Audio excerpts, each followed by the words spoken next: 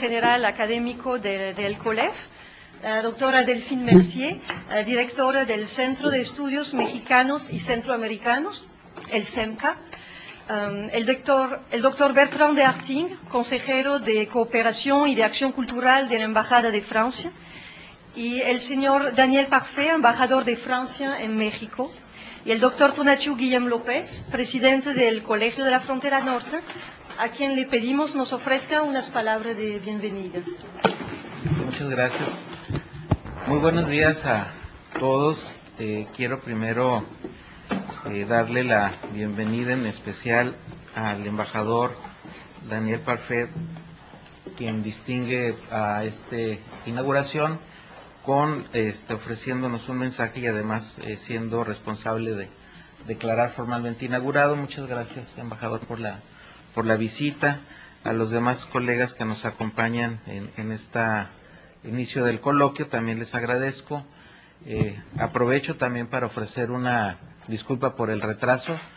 La colaboración entre Baja California y Francia fue muy exitosa el día de hoy, entonces muy detallada esta mañana, entonces eso explica de que tengamos también actividades muy importantes el gobierno francés y el gobierno de Baja California en los próximos meses y años. Entonces se abrió todo un escenario muy detallado y productivo que explica el retraso, por lo cual es perfectamente justificable de que tengamos este retraso en la inauguración. Le reitero a todos la bienvenida y quisiera destacar algunos elementos de arranque que espero puedan ser parte de esta reflexión. El primero es la coyuntura de las fronteras mundiales entre contrastes muy fuertes. Primero, la tendencia muy positiva a diluirse las fronteras, y tal vez el ejemplo más valioso, más avanzado sea la misma conformación de la Unión Europea. Del otro lado, tendencias de fortalecimiento y endurecimiento de las fronteras, en donde tal vez el ejemplo menos favorable sea el de esta frontera México-Estados Unidos, que tiende físicamente a endurecerse. Del otro lado, también señalo que las fronteras son ejemplos de espacio, de encuentro, de colaboraciones, de desarrollo, y del otro lado también casos, ejemplos de que en vez de promover esta idea hay inercias de separación. El ejemplo que tenemos a la mano es nuestra frontera México-Estados Unidos, donde solo doy dos datos que ilustran el contraste. El primero, el lado positivo, el del desarrollo, donde es una frontera con 360 millones de cruces al año, de todo tipo, de personas, de vehículos, de intercambios culturales a nivel individual, familiar, de empresas, de redes económicas de gran escala. Y ese es el lado donde vemos las fronteras funcionando, operando, moviéndose en la dirección correcta. Y del otro lado, después de la operación Guardián, el endurecimiento físico de la frontera, donde tenemos otra cifra de alrededor de 5,000 personas que han muerto en los últimos 15 años intentando cruzar la frontera, siendo parte de un mercado laboral que existe de facto entre las dos economías. Ese es el mapa de contrastes. Yo espero que este coloquio nos ubique en la nueva frontera del conocimiento sobre las fronteras, que nos ubique los escenarios, nos abra a la discusión y a la visión, y sobre todo que contribuya a construir una visión no solo que haga el diagnóstico de cómo están las fronteras, sino que pueda concluir elementos de política internacional que nos acerque a cómo debieran ser las fronteras, cómo debiéramos tener el mapa mundial en donde la frontera se acerque más a lo simbólico, a los espacios de colindancia y mucho más a la cooperación y a desarrollos compartidos. Entonces, con este principio les reitero la bienvenida a los colegas de la Embajada de Francia, a los colegas de tantas instituciones mexicanas y de otros lugares internacionales que nos visitan. Muchas gracias, y con ello pues solo me queda desearles el mayor de los éxitos en este coloquio, reiterar nuestro gran interés en la cooperación con Francia en particular. Embajadora, tenemos una historia larga de cooperación en distintos momentos con Francia y las instituciones francesas, y aprovecho la oportunidad para decir que este encuentro y este coloquio ejemplo de cooperación pueda ser también una semilla que nos lleve a muchos más redes, muchos más productos de colaboración entre nuestra institución e instituciones académicas francesas. Muchas gracias y bienvenidos nuevamente.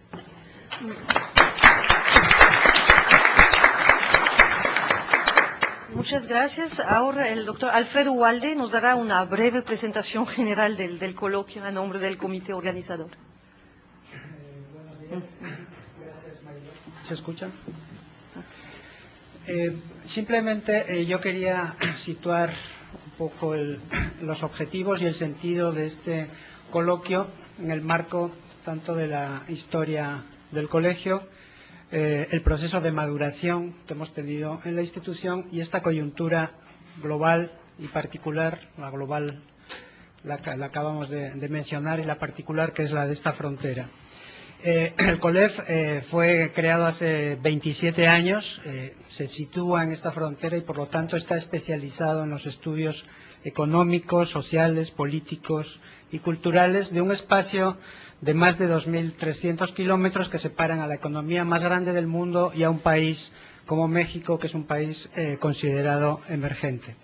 A lo largo de estos 27 años ha habido un conocimiento progresivo a raíz de nuestras investigaciones, tanto en las dimensiones teóricas como en un material empírico muy abundante que se puede encontrar en revistas, libros y en nuestra página web. Este evento tiene sentido en la perspectiva de esta maduración de la institución que comentaba anteriormente, en el conocimiento que tenemos varios de nuestros investigadores acerca de las realidades de otras fronteras y a la asistencia a coloquios especializados. Y a su vez surge dentro de este contexto global paradójico donde hay nuevas formas de organización, donde hay redes entre empresas, entre organizaciones no gubernamentales y también estas redes de científicos que colaboran en torno a lo que se ha llamado comunidades de prácticas supranacionales. Recordemos únicamente que la importancia de estas nuevas organizaciones en red llevó hace unos años a Miguel Castells a hablar de la sociedad red como un rasgo significativo de las sociedades contemporáneas. En este contexto, digamos, de la globalización, de la multiplicación de redes, hace 20 años justamente la caída del muro de Berlín parecía la última etapa de un proceso hacia un mundo sin fronteras. Sin embargo, después de esa época han emergido nuevas fronteras, nuevos muros que demuestran que las fronteras siguen siendo espacios que delimitan territorios e intereses frecuentemente conflictivos, aunque también, como ya se mencionó, otros muchos fenómenos apuntan a que son espacios de negociación y cooperación. Estamos convencidos de que más allá de los muros hay decisiones factibles y deseables de política que pueden modificar la realidad en función no solo de determinadas coyunturas, sino también de proyectos más ambiciosos como los que se perfilan por medio de los procesos de integración regional. Las fronteras, como dijeron ya los teóricos, como escribió Michel Fouché hace más de 20 años, siguen teniendo el carácter ambivalente de la separación y del contacto. Siguen siendo lugar de cierre y lugar de flujos. Son el nexo entre el conflicto y la posibilidad del acuerdo, o sea, una interfaz y un frente. En esta perspectiva, el coloquio pretende reunir trabajos en torno a 5 temáticas específicas: desarrollo económico, migración, movilidades, identidades y medio ambiente. Queremos ampliar nuestras redes y queremos reflexionar sobre este objeto de análisis que es la frontera.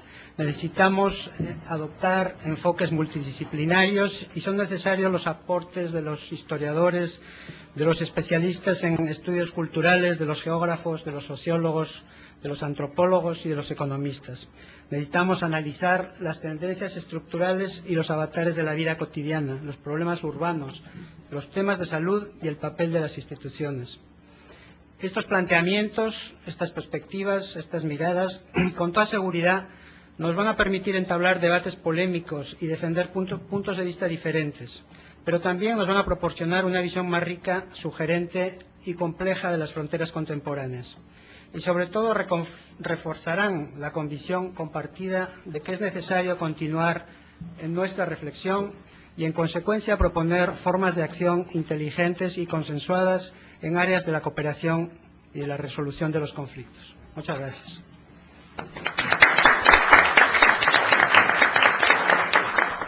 Gracias, Alfredo. A continuación, le cedemos la palabra al señor embajador para que nos ofrezca unas palabras y que realice posteriormente la inauguración oficial del coloquio. Monsieur l'ambassadeur, je vous prie. Estimado doctor Tonatiuh Guillén López, presidente del Colegio de la Frontera Norte, señoras y señores, primero 1000 disculpas. No soy ni responsable ni culpable de la demora, pero en fin, me da mucha pena que me hayan esperado tanto tiempo.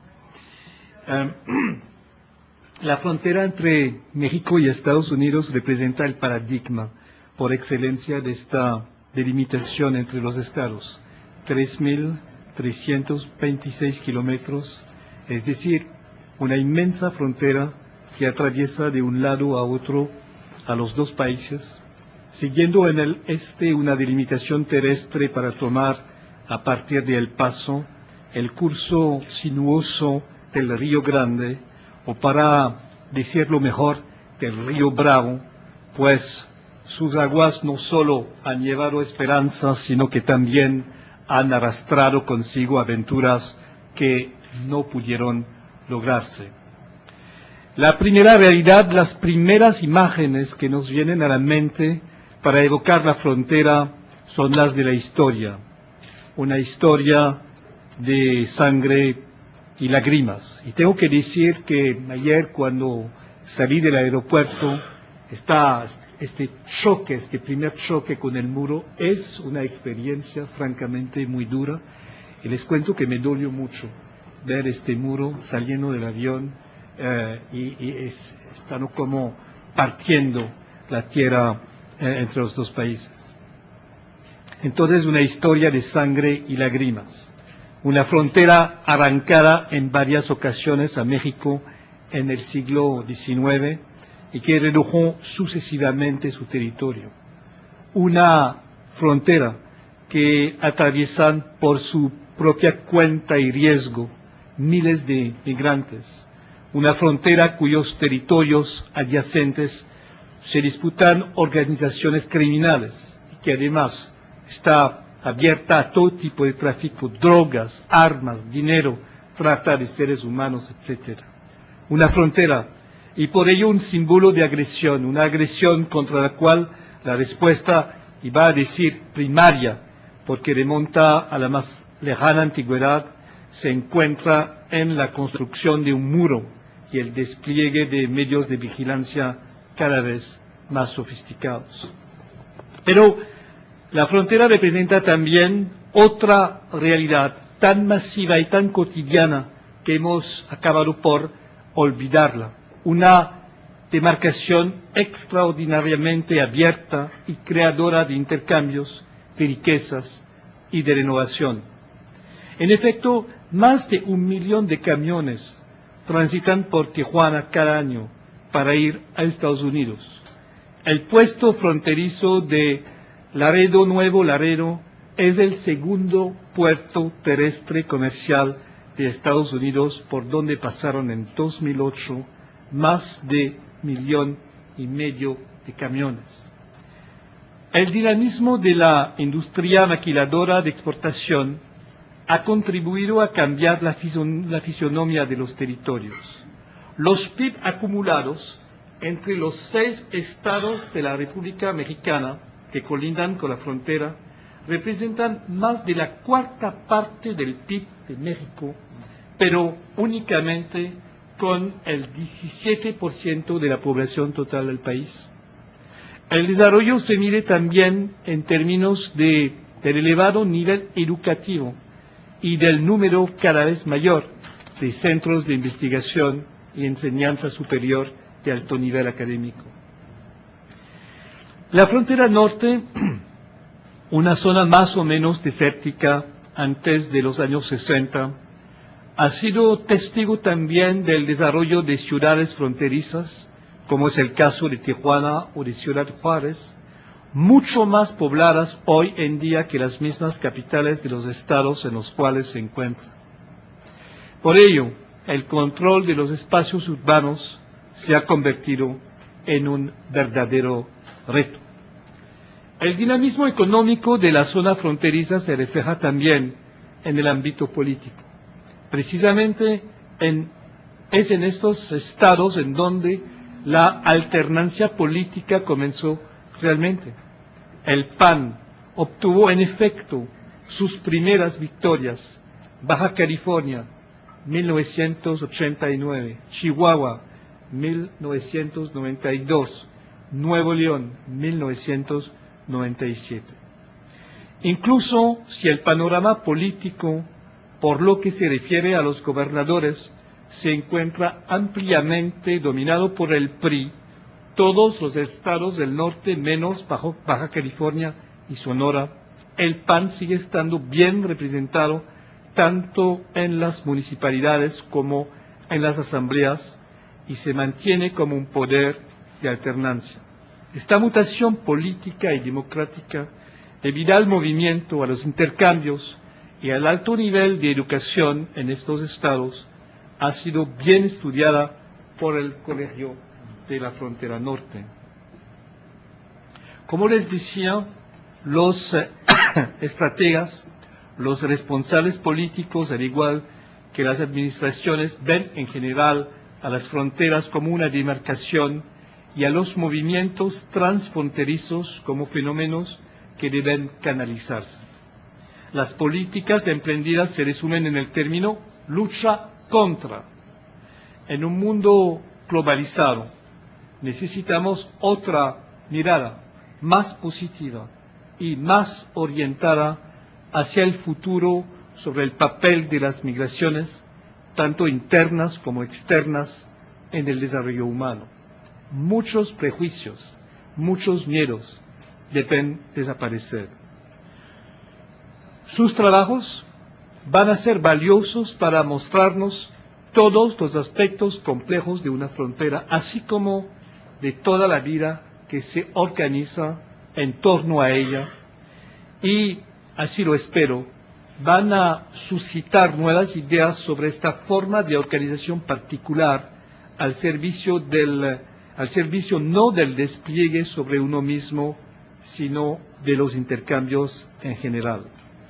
Permítanme, por fin, decirles que mucho me complace encontrarme aquí, entre ustedes, para abrir este coloquio, primer gran evento de la cooperación científica entre el COLEF y el CEMCA, que firmaron un convenio de cooperación científica en 2008. Les deseo entonces excelentes trabajos y les agradezco nuevamente su amable invitación.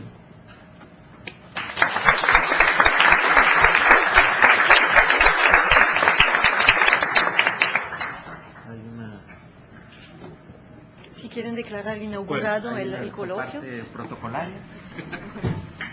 Entonces, siendo las 11:15 del día de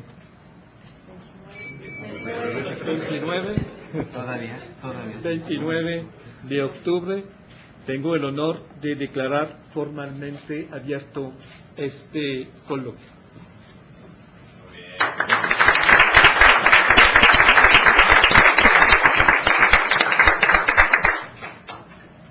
Empieza la primera sesión, ¿no? Sí, va a empezar la primera mesa, el tiempo que nos organizamos, que va a coordinar Alfredo Walde. Sí, claro, claro. 3 minutos, iniciamos. Para Sí, con gusto.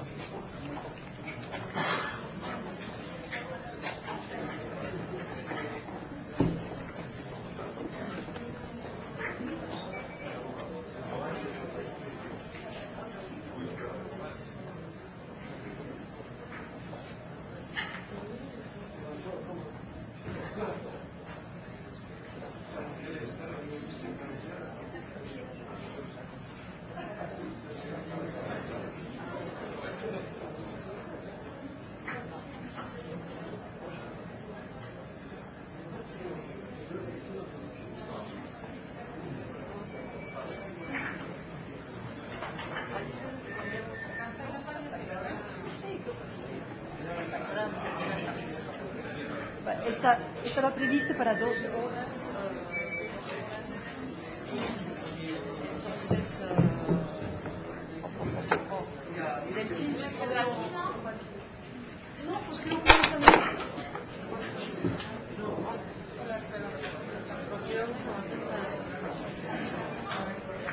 Hola, sí, quieres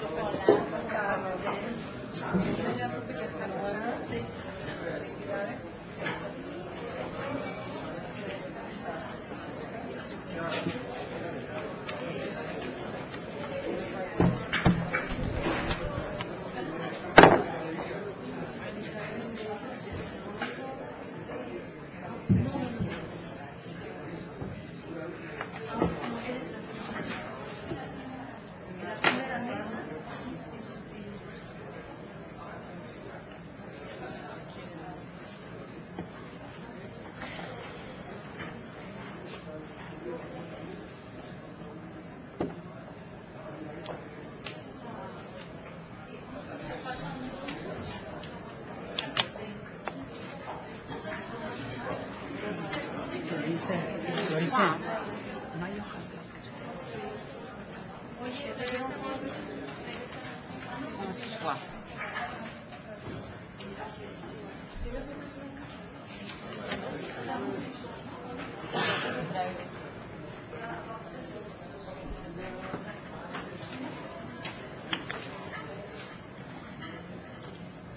Ah, il fait froid.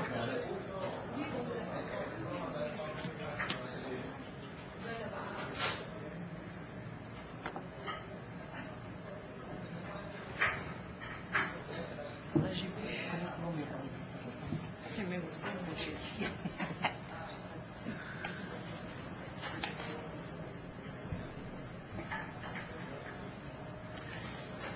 Pour les PowerPoint, on les bouge, Ah, je sais pas. on change les diapos. Comment Comment Parce qu'il vaut mieux que ça soit double session. Non, ça peut Vous les avez donnés à qui? À l'entrée. Oui, à l'entrée, oui, tout à fait. À mon avis, ça doit y avoir quelque chose de magique Bon, alors, qui va se faire, ce qui va faire que vous allez voir là, peut-être, et donc du coup, vous allez être capable de dire. c'est tellement plus simple de cliquer soi-même au moment où c'est.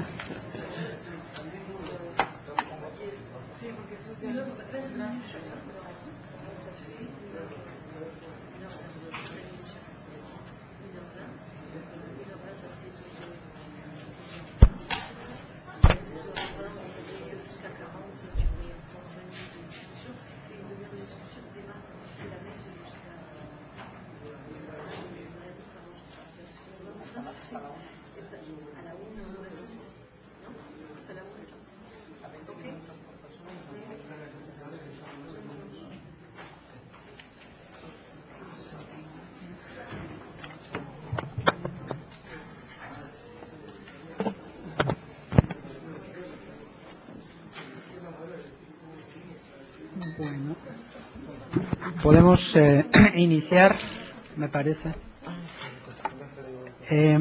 Bueno, la primera mesa de este coloquio, que iniciamos con cierto retraso, se titula Desarrollo Económico Fronterizo, y estaba previsto que yo iba a hacer una pequeña introducción, pero creo que va a ser muy, muy pequeña, en el sentido únicamente de aclarar que, como alguien me comentó, desarrollo económico no significa en este caso una visión disciplinaria económica. Tal vez hubiera sido mejor nombrarla desarrollo socioeconómico o algo parecido, en la idea de que el tema de las, por lo menos mi impresión es que las teorías acerca de las fronteras, los enfoques que hay acerca del territorio, el desarrollo regional, los enfoques que hay acerca del mercado de trabajo a nivel internacional, yo tengo la impresión de que no se tocan a veces, que no se articulan, que quienes estudian desarrollo regional colocan el tema del trabajo y de los mercados de trabajo como tal vez un subproducto del desarrollo, y quienes hemos estudiado el tema del trabajo y del empleo pues no siempre estamos interesados en los territorios.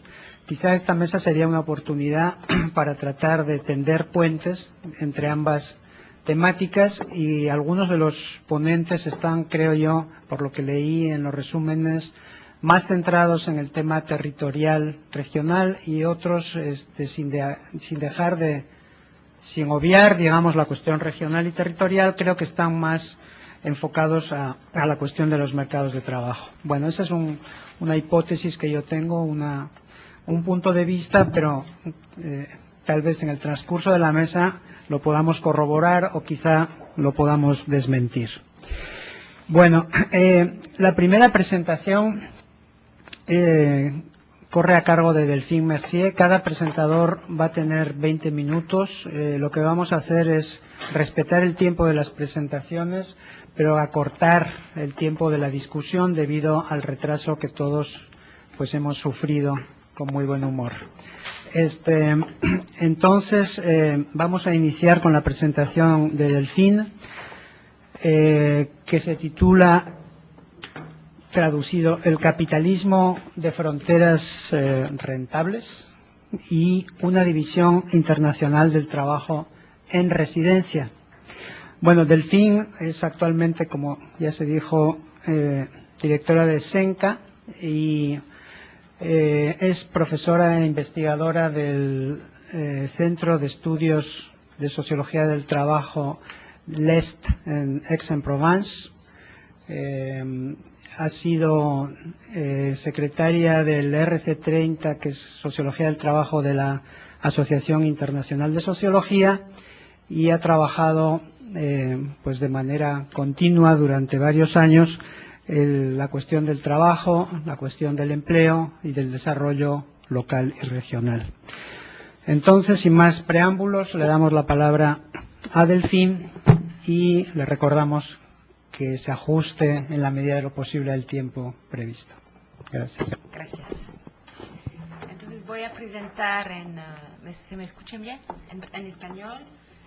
Lo siento si mi español está un poco aproximativo porque acabo de llegar, de regresar a trabajar en México hace nada más una semana, entonces se me perdí un poco vocabularios, pero voy a tratar de hacerlo lo máximo.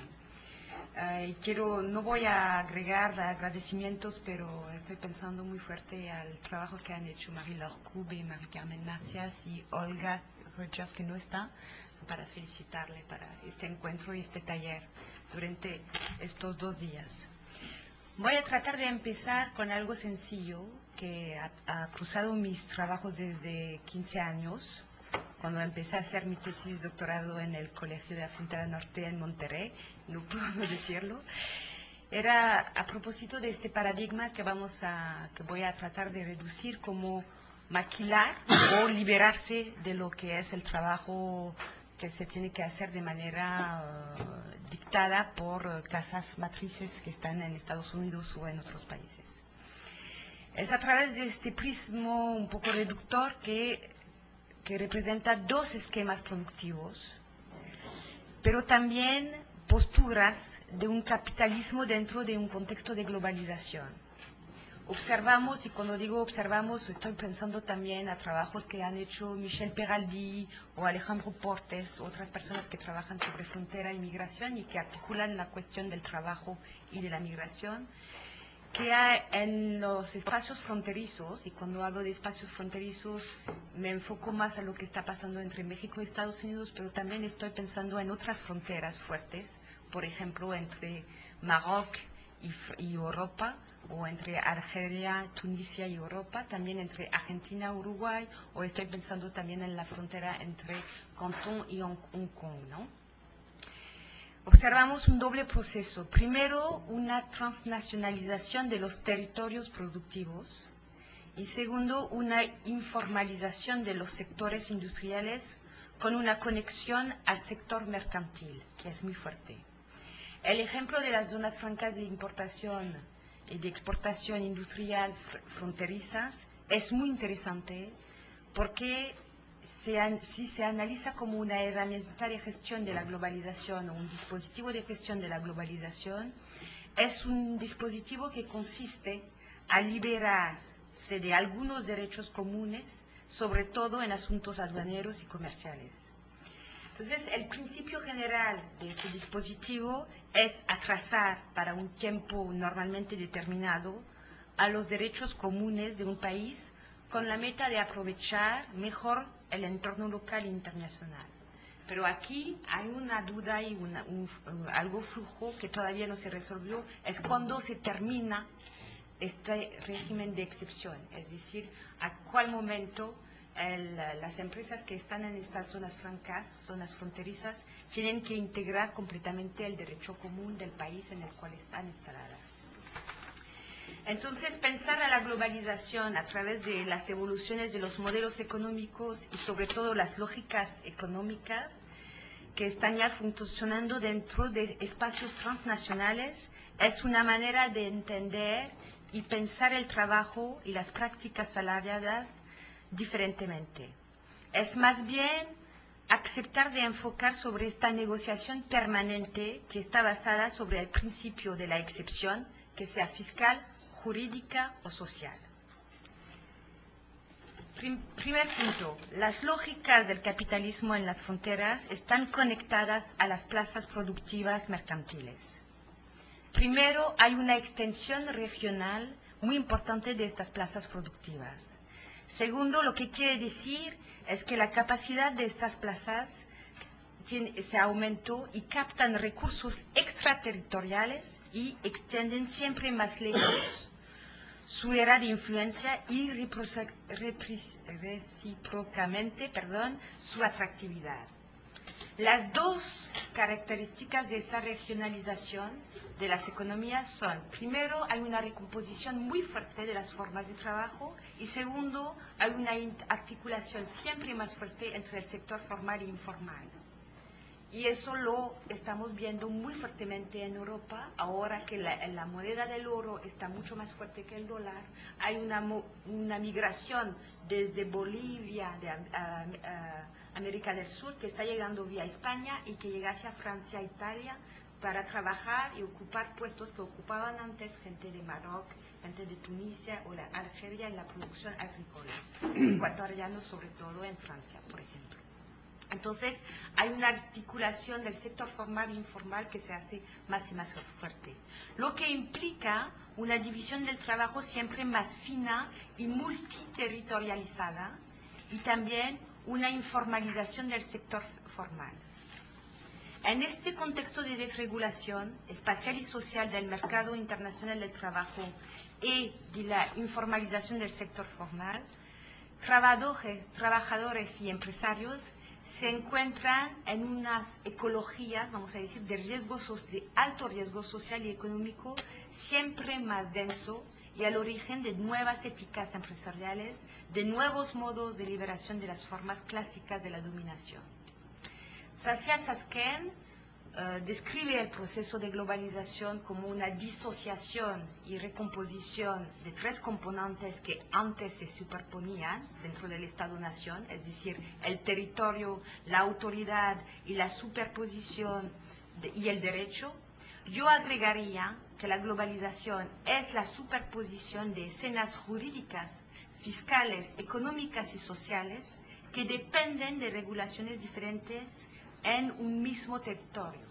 Por ejemplo, actualmente, le estoy dando ejemplos de Francia para que vean esta articulación.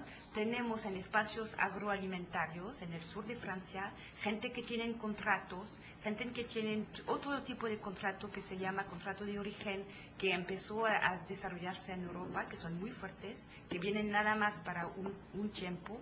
Entonces, hay la globalización no es únicamente una internacionalización de la economía, pero es la organización dentro de un mismo territorio de sistemas jurídicos, fiscales, aduaneros, hasta contratos de trabajos que se superponen en el mismo territorio. Esto es muy interesante y sobre todo lo que está pasando, y esto quizás podríamos hablar después en el debate porque no me voy a enfocar sobre esto especialmente, son los trabajos que ha hecho Michel Peradli, que inició el coloquio Fronteras en Tanger con una comparación de les deux rives de la Mediterránea, hablando de México, Estados Unidos y de Marruecos y con Europa. También está la antropología industrial, ha observado estos fenómenos de frontera y sobre todo la resurgence, no sé cómo se dice en español, la resurgencia de un capitalismo, de un capitalismo de paria, como lo llamaba Weber, es decir, un regreso a un círculo virtuoso del capitalismo hacia el principio, casi, ¿no? Y este proceso está ligado al proceso de privatización de las relaciones laborales y también a un proceso de fragilización de los estados. Es decir, que el pacto social que teníamos en Europa se ha fragilizado sobre todo en los espacios fronterizos. Entonces hay un paradojo, esta palabra es muy difícil para mí, paradoja, gracias, que está ligado a estas dos evoluciones muy concomitantes del capitalismo mundial, ¿no? Y lo muy importante y muy interesante ahí es que vemos que este sistema puede funcionar de una manera cuando los dos conjuntos, es decir, las dos redes, a la vez la red formal actual de grandes firmas que utilizan subcontratación y otros lugares de plaza mercantil organizado de manera muy formal y muy transnacional, se conectan.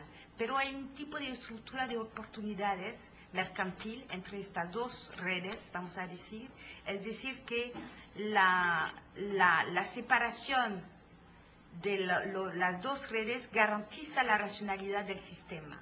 Es decir, de una parte se aprovecha la defiscalización, la desregularización, y de la otra parte la red se conecta a las partes las más frágiles del sistema formal, vamos a decir.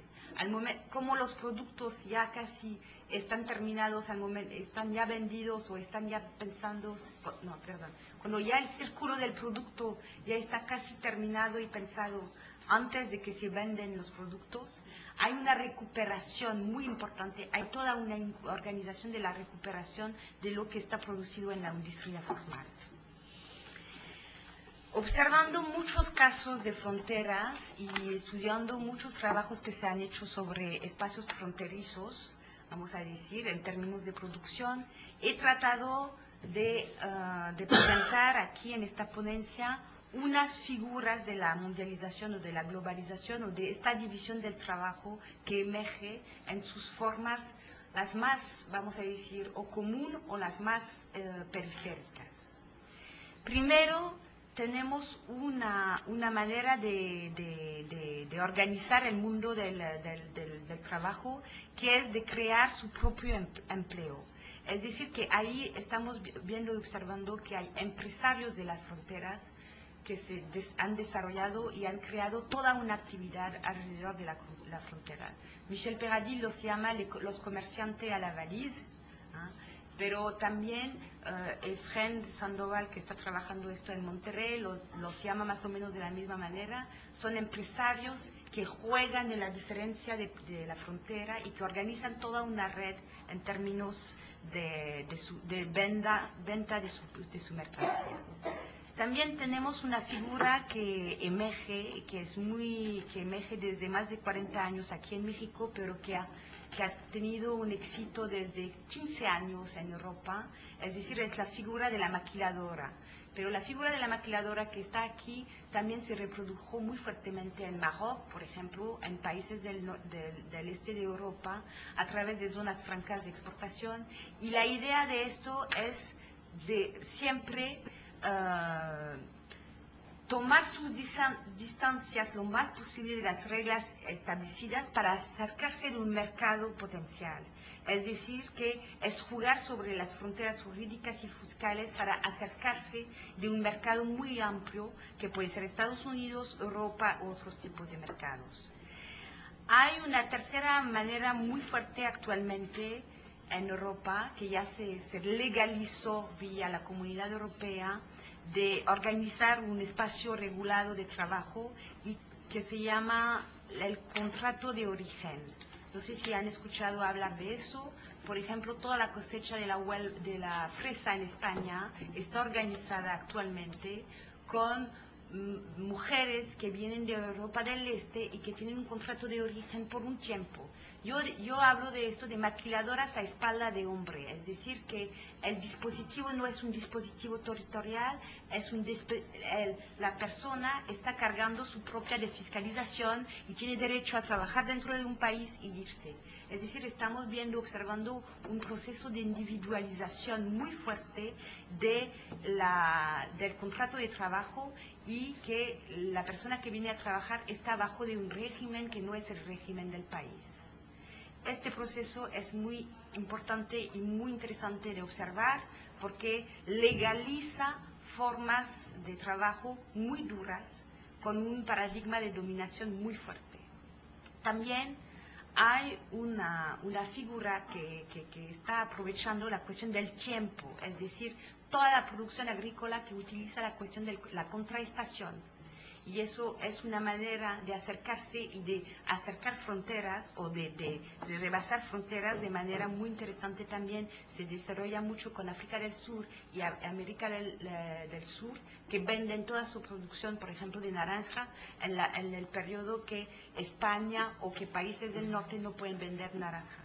Esta manera de liberarse del espacio y del tiempo y de confiar a los objetos, vamos a decir, el desarrollo económico es también una figura muy interesante del desarrollo económico.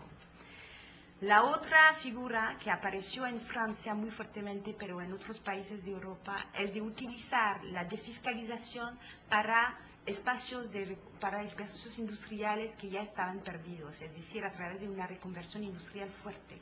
Se han desarrollado zonas francas de exportación tipo maquiladora en Europa desde los años 90, sobre todo para tratar de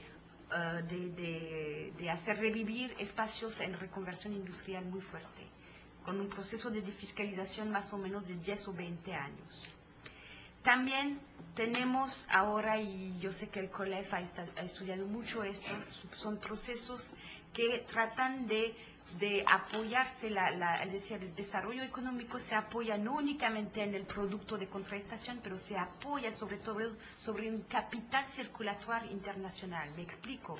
Es decir, que estamos viendo y observando, por ejemplo, en los call centers de Monterrey, pero también en Salvador, hay un estudiante que está empezando una tesis de doctorado sobre esto, que dentro de programas de regreso de migración, hay jóvenes que están viviendo en Estados Unidos que hacen regresar en los call centers para trabajar y para utilizar su capital de movilidad, es decir, su capacidad de vivir de un lado o del otro, para desarrollar una actividad en los call centers. Eso se ve en Monterrey, se ve en El Salvador y en Maroc también está muy desarrollado esta figura del, vamos a decir, del migrante que circula y su capital de movilidad está utilizado para el desarrollo económico.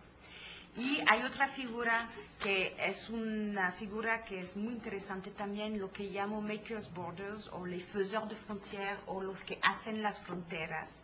Es decir, hay unas figuras muy interesantes que emergen de intermediarios que utilizan su conocimiento de la frontera en términos de recursos, que sea en términos jurídicos, fiscales y todo eso, para facilitar y contribuir la circulación o la legalización de actividades económicas.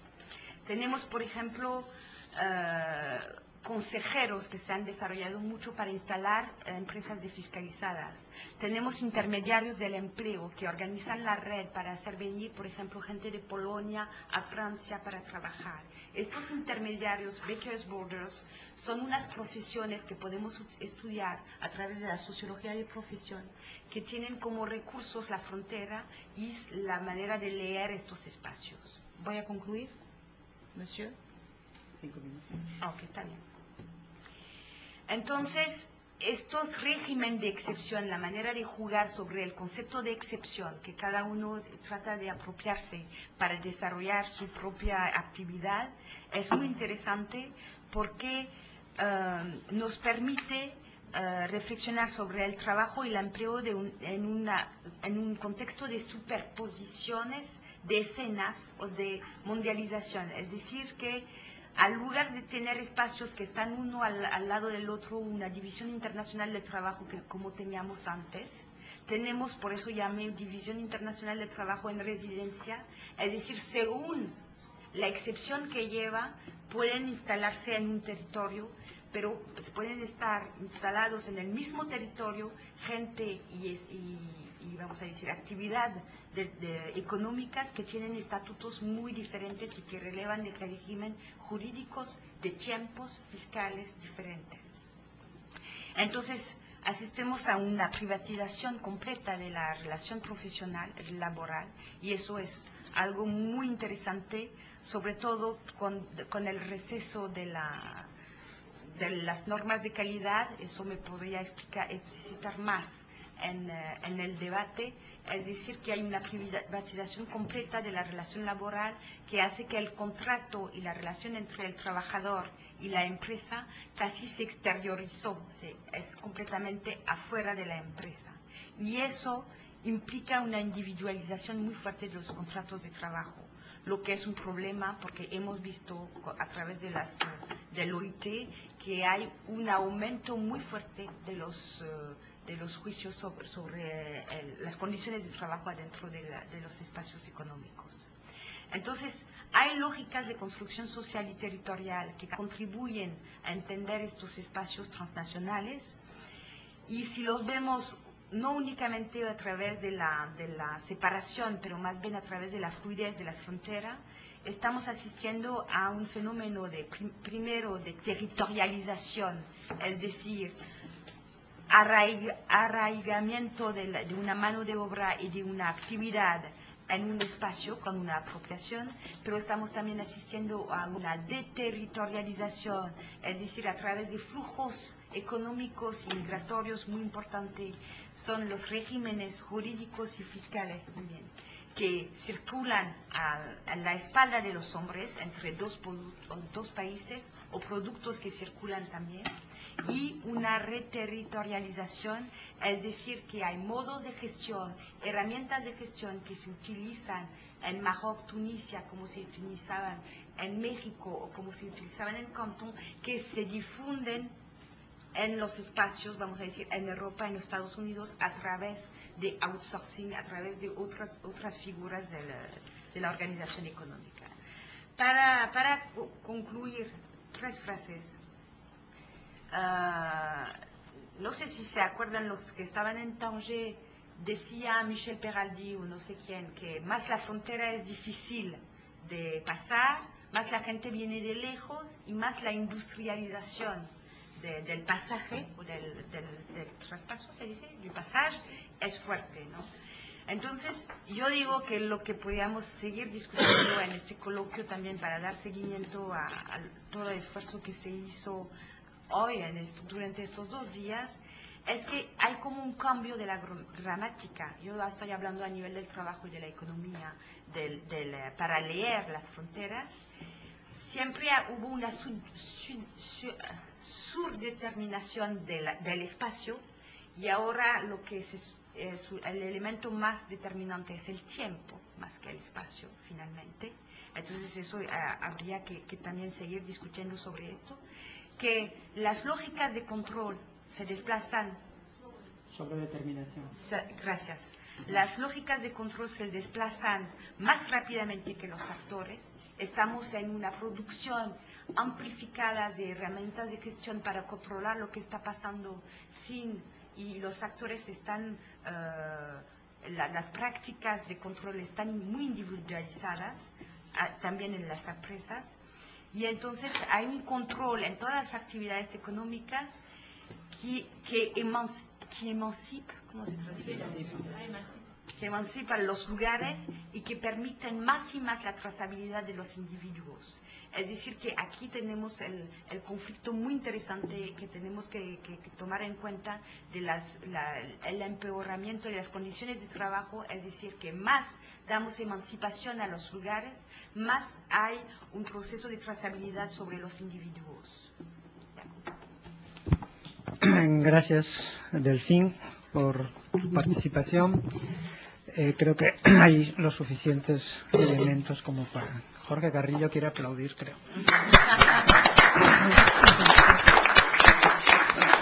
Gracias, Jorge. Bien, en segundo lugar tenemos la participación de nuestra colega Rocío Barajas, que es investigadora del Departamento de Estudios Sociales, que ha trabajado en los temas de los procesos industriales en la frontera norte de México y que nos va a presentar la ponencia titulada La cooperación transfronteriza y binacional como componente del desarrollo económico de la frontera norte de México. Rocío, por favor. Sí, gracias, Alfredo. Pues gracias también a los organizadores de este evento, de este coloquio, por darnos la oportunidad de poder compartir alguna de las ideas que hemos venido trabajando en los últimos años.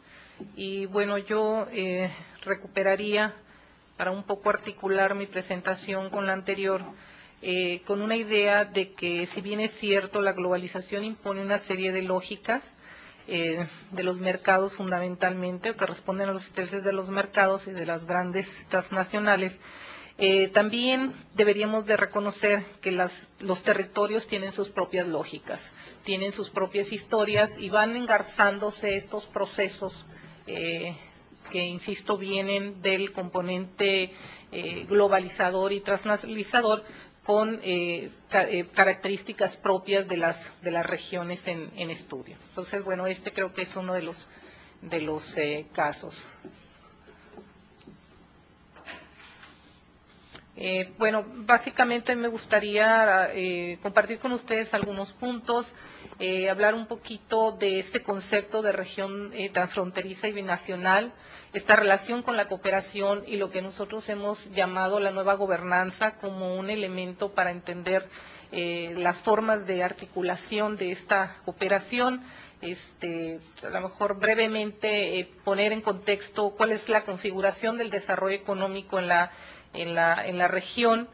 Y también creo que algo que es importante explicar, o que explica mucho de esta interacción, de esta fuerte interacción en la frontera México-Estados Unidos, tiene que ver con una normatividad y el diseño de políticas públicas que no vienen de ahora, sino que prácticamente surgen desde la década de los 60 y que van a ir definiendo y van a ir de alguna manera delineando lo que posteriormente tenemos como crecimiento y como desarrollo económico.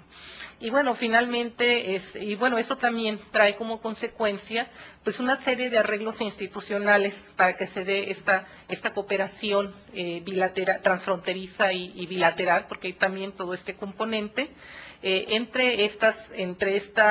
esta región, y que van a ser expresiones diversas, es decir, no hay una sola forma de cooperación, hay distintas formas, y voy a mostrar rápidamente algunos casos que pueden ejemplificar precisamente cómo se dan las intervenciones de los actores regionales. Y bueno, finalmente, si hay algún tiempo, pues hablar un poquito de lo que son estas oportunidades y los obstáculos para poder profundizar y mejorar la cooperación transfronteriza en su efecto en el desarrollo económico, aunque yo coincido con Alfredo que estaríamos pensando más en un desarrollo de tipo socioeconómico.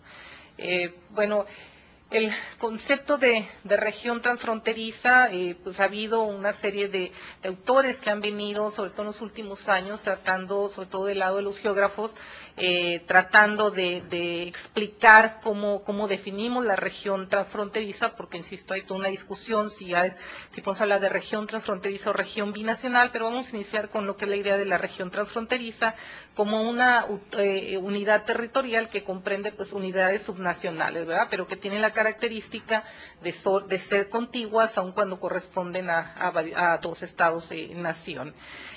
También, bueno, el autor que nosotros hemos trabajado, que es Jessop, él habla de que este intercambio pues se va a dar a partir de, o la relación o la región transfronteriza se desarrolla a partir del intercambio basado no solamente en la proximidad, sino en la complementariedad geográfica y en complementariedades económicas, políticas y de seguridad. La frontera México-Estados Unidos es una frontera continua que tiene podríamos decir que tiene características geográficas particulares, es decir, no es que tenemos la frontera y de allí inicia otra característica, y eso hace una particularidad y esta idea de la región en su conjunto, aun cuando vale la pena señalar que también es siempre una discusión hablamos de una región, podemos hablar de una región integrada, obviamente, de una región como tal.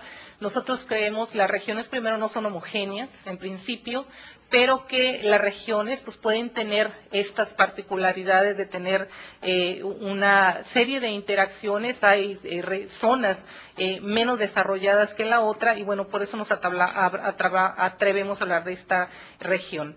También Josep ha trabajado sobre una serie ha creado una tipología de lo que serían distintas regiones transfronterizas, y él dice hay 9 grandes razones o factores que le dan lugar a la formación de la región transfronteriza. Una es desde el resultado de formas ilegales de organización económica y política, como lo pudimos ver, por ejemplo, entre África y Europa, el surgimiento de espacios económicos e históricos, la propia frontera norte México-Estados Unidos es también resultado de una delimitación y al final de una resolución sobre dónde se ubicaba la frontera. Otro de los factores es el impulso de los famosos spillovers o las derramas al interior de una zona como parte de un desarrollo complementario. Los autores ubican incluso el caso de la frontera México-Estados Unidos en este espacio. Yo creo que hay otras razones, no solamente eso. También se habla de la región transfronteriza como resultado de la creación de espacios económicos funcionales que se crean para poder resolver problemas, por ejemplo, vinculados al medio ambiente, resultado precisamente de esta continuidad del territorio o de la creación de infraestructura para precisamente generar la interacción económica. También la región transfronteriza puede estar creada o estimulada por los estados en nación, con la idea de que haya una mayor desarrollo, y creo que el caso, cuando veamos la parte de la normatividad, que a mí me parece, en el caso de México, de la normatividad de las políticas públicas, vamos a encontrar que mucho de lo que hoy tenemos es resultado de una acción del Estado, no es algo que solamente se generó por el espacio contiguo, sino que hay toda una política que desde antes de que estuviera la maquiladora, realmente empujó ese tipo y bueno, hay otros factores que explicarían en esta tipología que nos presenta Jessop, pero que bueno, no nos vamos a entretener mucho en ello. También creo que resulta importante recuperar el concepto de la cooperación. Efectivamente, como lo decía la colega, en el contexto de la globalización, pues la cooperación va a requerir de nuevos arreglos institucionales, y eso lo vamos a ver, es un poco lo que actualmente estamos trabajando. Hay diversas gentes del Colegio de la Frontera que han estado trabajando, pero que al final lo que están encontrando son diferentes formas de cooperación, diferentes formas de articulación y diferentes formas de coordinación para poder incidir en una dinámica económica, ambiental, etcétera, ¿no? También en este contexto de la cooperación hay un término que ha sido sugerente y que en los últimos meses hemos estado discutiendo, que es el concepto de la gobernanza. La gobernanza vista como un proceso, bueno, todos sabemos que la gobernanza se recupera, es un concepto que se recupera para de alguna manera considerar la participación de las organizaciones sociales como un elemento de empuje sobre los gobiernos para la toma de decisiones, pero la perspectiva que estamos trabajando nosotros es cómo si es este esquema de gobernanza lo que debería es hacia donde debería de orientarse o debería de alguna manera influir la cooperación, para que la cooperación tuviese muchos mayores alcances que los que actualmente tiene, que que en gran medida se han desarrollado con base en esquemas informales, es decir, hay arreglos institucionales, pero también muchos de esos arreglos no están, podríamos decir, formalizados, sino surgen como interacciones. Y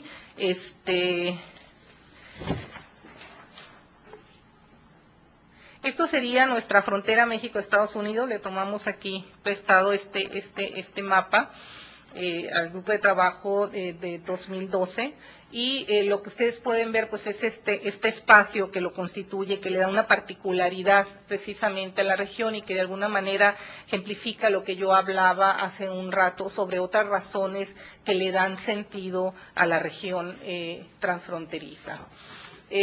¿Cuál es el contexto de la interacción y la cooperación transfronteriza?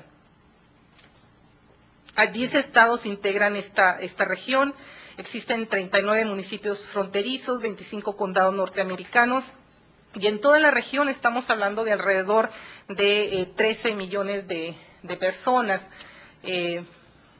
La región cuenta con 51 puntos de cruce, 32 puentes federales y vías férreas, que nos hablan mucho del dinamismo de esta región. Y bueno, ya lo comentaba hace un rato, no recuerdo si era el doctor Guillén o el embajador de Francia, que se estima un cruce de 250 millones de personas al año, con alrededor de 70 millones de cruces de autos al año y 4.5 millones de transporte de carga, lo cual no es pues nada despreciable. El PIB de los estados fronterizos en el año 2006 equivalieron a una cuarta parte del PIB nacional, lo cual tampoco es despreciable, y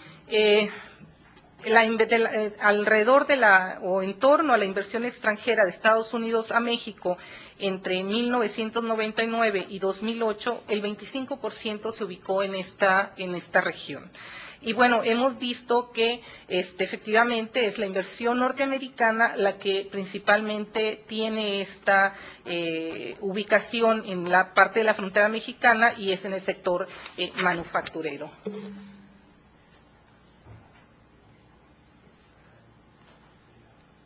Aquí pasa algo con nuestra tecnología. Sí. Por favor.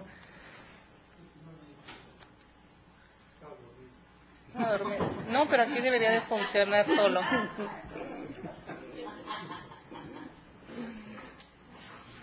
Ok.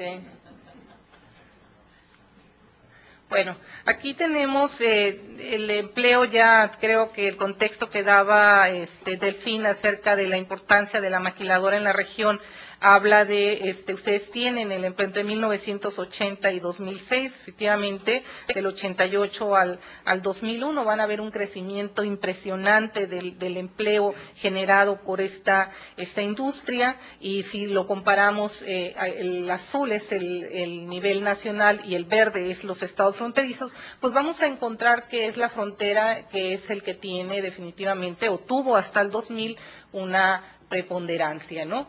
Aquí tenemos el empleo de los hombres-mujeres, que es otro aspecto que se ha venido desmitificando, es decir, se hablaba de que fundamentalmente eran mujeres las que se empleaban en la maquiladora, y sin embargo, bueno, ya tenemos ahí prácticamente para el 2006 los hombres llegan a ser todavía más, en un punto porcentual más importante que las mujeres como trabajadoras de la maquila, lo cual detrás de ahí, bueno, hay muchos cambios que no nos vamos a explicar, y que no solamente creo que van a tener que ver con aspectos de la globalización, sino con las propias lógicas del territorio. La influencia de las políticas públicas. La región de la frontera norte, de hecho, inicia, podríamos decir, su crecimiento y su desarrollo a partir de la definición del régimen de perímetros y zonas libres, que es precisamente esta idea de las zonas francas. Eso y algo más, porque es la idea de resolver el problema de de intercambio para la población fronteriza a partir de facilitar el intercambio con la zona de Estados Unidos, es decir, con la región, en esta región transfronteriza, dado que lo que teníamos era una gran lejanía con el centro del país y una falta de infraestructura para poder articular. Lo que ustedes ven, estos son, hemos generado lo que hemos llamado líneas del tiempo, es una sintetización, una síntesis de todo el análisis de política que incorporamos en un libro que recientemente, que va a salir, esperamos que salga pronto, y que es una historia de la normatividad y de las políticas públicas en la frontera norte para explicar precisamente lo que es. Entonces no me quiero detener, sin embargo sí hay toda la podríamos hablar que tanto el régimen de perímetros y zonas libres como lo que fue todos los programas de desarrollo fronterizo pusieron en el centro, por un lado, el intercambio, facilitar el intercambio comercial en la región fronteriza, pero también a partir del 65 posibilitar desarrollo industrial a partir de la industria maquiladora de exportación. Este proceso duró prácticamente hasta el 85, cuando a partir o después del 85, como todos sabemos, ya no solamente la frontera norte la que está orientada hacia esa perspectiva de integración internacional, sino ya hay un cambio en todo el país y entonces pierde perfil la política regional y la política fronteriza, porque ya hay un marco mucho más amplio, que es el marco nacional, que está definitivamente orientado a apoyar la apertura comercial y el desarrollo industrial vinculado a la inversión extranjera directa. Lo que tenemos aquí es una relación de organismos. Uno de los últimos años hemos venido tratando de entender, este es un esquema para la región Tijuana-San Diego, de los organismos de cooperación, distintos organismos, no necesariamente de cooperación, pero que llegan a cooperar y que van a tener una relación fuerte, que se ubican en distintos niveles, son organismos privados, son organismos públicos, son organismos mixtos, es la academia también, que van a actuar a un nivel transfronterizo, que van a actuar a un nivel federal, que van a actuar a un nivel estatal o a un nivel municipal, pero que van a tener un intercambio interesante. Hay algunos estudios, por ejemplo, Francisco Lara ha trabajado sobre todo la relación en el caso del medio ambiente, que podríamos decir que es donde se ha avanzado más, los arreglos institucionales están más respaldados por el entorno nacional y parten mucho de acuerdos bilaterales que han posibilitado que luego haya estos arreglos más locales, ¿no? Mientras en la parte económica han surgido más desde los gobiernos locales y desde los propios órganos privados. En este momento estamos haciendo un estudio, tuvimos un financiamiento pequeño de CONACYT para analizar el tipo de interacciones que se presentaban entre los distintos organismos o a partir de los mismos organismos. Uno puede utilizar el análisis de redes para ver esta misma configuración. ¿Cómo andamos de tiempo? Pero o bien puede tratar de ver por el lado los mismos, o sea, cómo hay una serie de consejos y de organismos con los que se relacionan. Por ejemplo, San Diego Association of Government, SANDAG, es un organismo de gobiernos locales del área de San Diego. Y ellos tienen toda una estructura donde incorporan como elementos de apoyo a los propios gobiernos locales y a órganos o instituciones privadas, ¿no? Y que da precisamente, que tiene la idea de generar estas articulaciones, estas discusiones sobre el entorno, sobre los problemas que se generan. También está San Diego Dialogue, que fue un proceso interesante que surge y se localiza en una institución académica, UCSD, que tuvo sus mejores años en la década de los 90 y que pretendió ser también un organismo de discusión y de visión, de generar una visión de lo que era una región binacional. Y bueno, esto estamos haciendo, estamos ahorita en el proceso de las entrevistas para poder complementar toda esta información. Muy rápido me quisiera dirigir otro tipo de arreglos. Otro tipo es, por ejemplo, la Comisión Sonora Arizona. Este es un esquema de cooperación en esta otra zona, en donde surge desde 1959 a partir de una pequeña comisión y luego va evolucionando y se convierte en un esquema de discusión y de cooperación para los grandes temas que cruzan la relación en esta región. Luego la Conferencia de Gobernadores Fronterizos, que es una instancia compuesta por que surge en el 81 y que va a estar representado por los 6 gobernadores mexicanos y por los 6 gobernadores y 4 gobernadores de México, con una interacción. Hoy incluyo al Colegio de la Frontera Norte como un ente académico, porque bueno, recientemente el colegio ha sido nombrado parte de, no sé si le puede llamar Carlos, órgano consultor o algo así, ¿no? No estoy tan seguro si Woodrow Wilson se convirtió también en este esquema como contraparte o está en el proceso de... Pero bueno, algo interesante, también en los últimos años le hemos dado seguimiento a esta instancia que es sumamente interesante y que bueno, finalmente se empezó a gestarse alrededor de 13 grandes mesas o grandes temas que incluyen el desarrollo económico, la agricultura, el turismo, la educación, la ciencia y la tecnología, los cruces fronterizos y la seguridad fronteriza, esto a partir del 2001, los problemas del medio ambiente, etcétera, y tiene una coordinación de tipo rotativa. Ya para terminar, porque me parece importante este tipo de mecanismos o de arreglos institucionales, podríamos decir que es lo más desarrollado que existe, tienen una virtud que es que de alguna manera propone una agenda de temas centrales, no solamente en la relación transfronteriza, sino que influye en la propia relación bilateral, porque define una serie de cuestiones que son centrales y que probablemente desde el gobierno central no serían importantes si no son empujados. Incluso hoy, antes de cada conferencia, los gobernadores van a México y van hacia Washington. También ellos han propuesto y gestionan modificación de leyes, reglamentos que dificultan el intercambio comercial o la colaboración fronteriza. Han creado e impulsado organismos conjuntos, mecanismos de colaboración, y lo más interesante, ya lo señalaba, es esta interlocución con los gobiernos centrales, sobre todo en un país como el nuestro, en México, en donde mucho de la relación bilateral,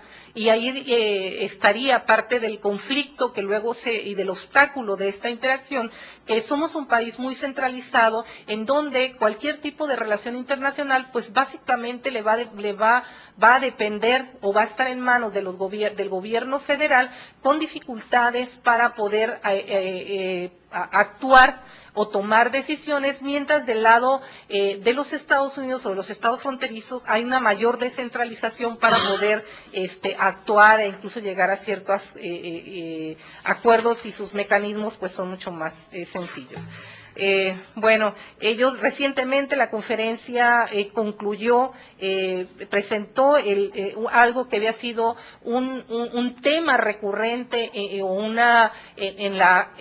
esta conferencia, que era la idea de llegar a un plan conjunto, y se presenta como un plan indicativo que tiene a lo mejor la limitación de que, como decían algunos actores clave, pues es limitativo, pero digo, es indicativo, es decir, no obliga a los actores a hacer lo que se está llevando, pero que me parece que es un avance, y seguramente Carlos no sé si va a presentar el tema, pero que hoy propone avanzar en 4 grandes áreas: la competitividad, la sustentabilidad, la calidad de vida y la seguridad, aglutinando las grandes problemáticas y los grandes temas que tienen importancia para la región fronteriza. Entonces, bueno, ahí lo dejaría. Gracias. Muchas gracias. Gracias, Rocío, por tu presentación.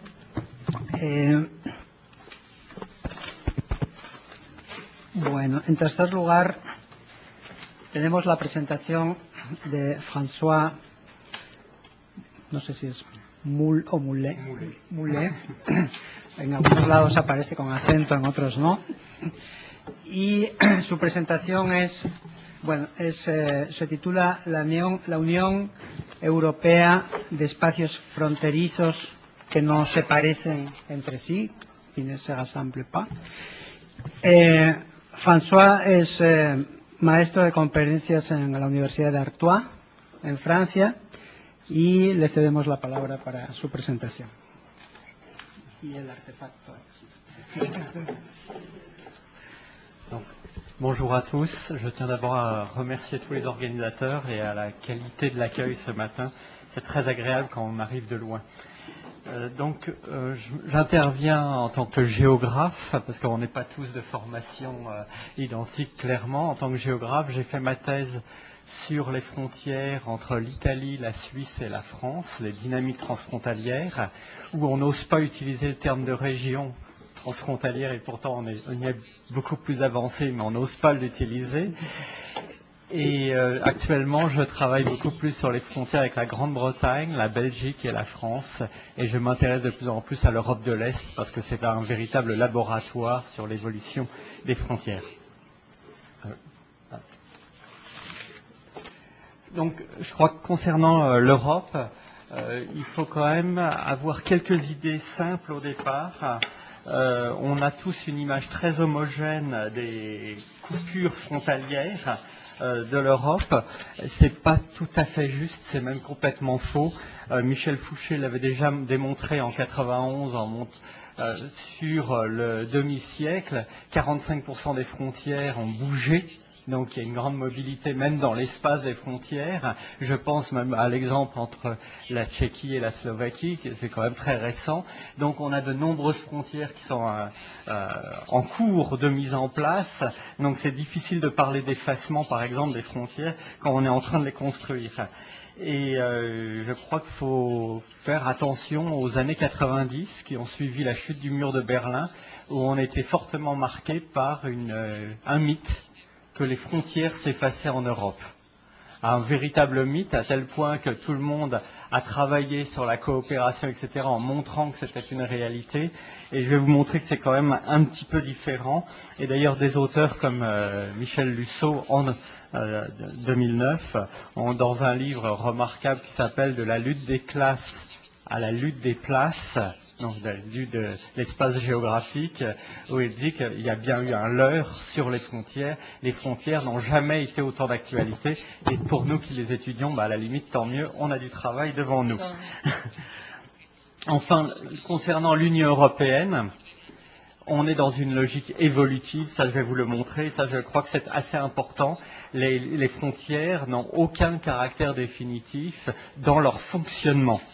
Enfin, la grande originalité, je terminerai d'ailleurs là-dessus, c'est le fait qu'on a une coopération qui s'est mise en place, voulue par l'Union européenne, donc par Bruxelles, avec à la fois des moyens juridiques et des moyens financiers, ce qui n'existe quasiment nulle part ailleurs, où ce sont véritablement les gouvernements qui financent l'Union européenne et qui va permettre de mettre en place une politique territoriale au niveau des frontières. Là où à la limite on avait des marges, on essaye d'avoir des plus grandes expérimentations territoriales. Et là on a vraiment quelque chose d'important. Ah, je sais. Plus lentement. Pas de problème. J'ai juste un problème technique. Non. Il faut l'orienter. C'est bon, d'accord. Ah, bon, ça c'est ce que je viens de dire sur l'évolution rapide. Ah oui, mais c'est tellement... Non. Tac. Ah, ça y est, c'est bon. Donc là, quelques questionnements qui vous concernent, c'est de savoir est-ce qu'on va vers une gestion, j'ai parlé de frontières, gestion, une gestion uniforme des frontières sur le long terme, ou est-ce qu'on est obligé d'avoir des gestions qui soient différenciées selon les secteurs? Est-ce que l'on a véritablement des impacts spatiaux quand il y a coopération transfrontalière? Parce qu'il peut y avoir financement sur le plan économique et qu'il n'y ait pas évolution territoriale. Donc là, quels sont les impacts spatiaux? Pour nous, géographes, c'est central. Et enfin, est-ce qu'on observe des phénomènes de territorialisation, donc c'est-à-dire qui touchent aux identités des individus, des rapprochements identitaires de part et d'autre d'une ligne, au point qu'à un moment, on pourrait parler de l'apparition de territoires. Donc là, où en est-on en matière de territorialisation? Je n'ose pas encore parler de territoire, ça serait beaucoup trop rapide. Donc je vais avoir une démarche en 3 parties. La première, c'est le fait que les frontières existent, elles n'ont pas disparu. La deuxième, c'est le fait qu'on a une véritable politique pour la coopération. J'irai très vite, mais je crois que c'est important de le rappeler. Et le fait qu'on ait la frontière comme nouvel objet de gouvernance spatiale. Là, on a vraiment des expérimentations en termes de gouvernance qui sont innovantes. Donc, en première partie, une carte que vous connaissez tous, et pourtant elle est importante. C'est l'évolution de l'Union européenne. Et on voit très bien qu'on a eu d'abord un noyau central, avec une évolution vers le sud, démarche totalement géopolitique au moment où un certain nombre de pays passaient à la démocratie. On s'aperçoit que vers l'Est, il y a eu la même chose en plusieurs temps. D'abord, l'absorption de pays neutres. Je pense à l'Autriche, par exemple, ou à la Finlande, qui ne pouvaient pas choisir parce que contre la ligne du bloc communiste, et enfin l'absorption, notamment en 2004, d'un certain nombre de pays faisant partie de l'ancien bloc de l'Est. Et je crois que c'est important, c'est de voir qu'il y a évolution et que cette évolution n'est pas terminée. On a des pays candidats, comme par exemple la Croatie dans les Balkans. Ah, là, je peux pas. Si je mets le curseur, est-ce que ça... Non, on voit rien du tout. Donc la Croatie dans les Balkans, à l'est de l'Italie, pour ceux qui voient ça de manière lointaine. Et bien sûr, il y a le problème de la Turquie, qui est candidate. Longue discussion, maintenant plus de 25 ans de discussion, mais on est quand même sur la phase, non pas terminale, mais je dirais pré-terminale, pour une intégration, avec là de nouvelles frontières que beaucoup d'Européens n'imaginent pas, le contact avec l'Irak, avec la Syrie, avec tout le problème du Caucase. Et là, je dirais, est-ce qu'on a le savoir-faire pour gérer de telles frontières? On a de grosses questions. Donc, retenir qu'on est dans une logique évolutive pour les frontières externes de l'Union européenne. Ensuite, à l'intérieur de l'Union européenne, on a des facteurs qui différencient les mailles. Avec, par exemple, l'Union économique et monétaire, certains pays font partie de l'euro, de l'espace de la monnaie unique de l'euro, d'autres non. La Grande-Bretagne ne fait toujours pas partie de l'euro, par exemple. Je crois que c'est important de voir qu'on a ces mailles qui les différencient et qui, au niveau des frontières, auront nécessairement des effets dans les différenciateurs ou la création de différentiels. Et je pense que pour les frontières, celui qui a le différenciateur le plus efficace, c'est l'espace Schengen, c'est-à-dire l'application de la liberté de circulation des personnes.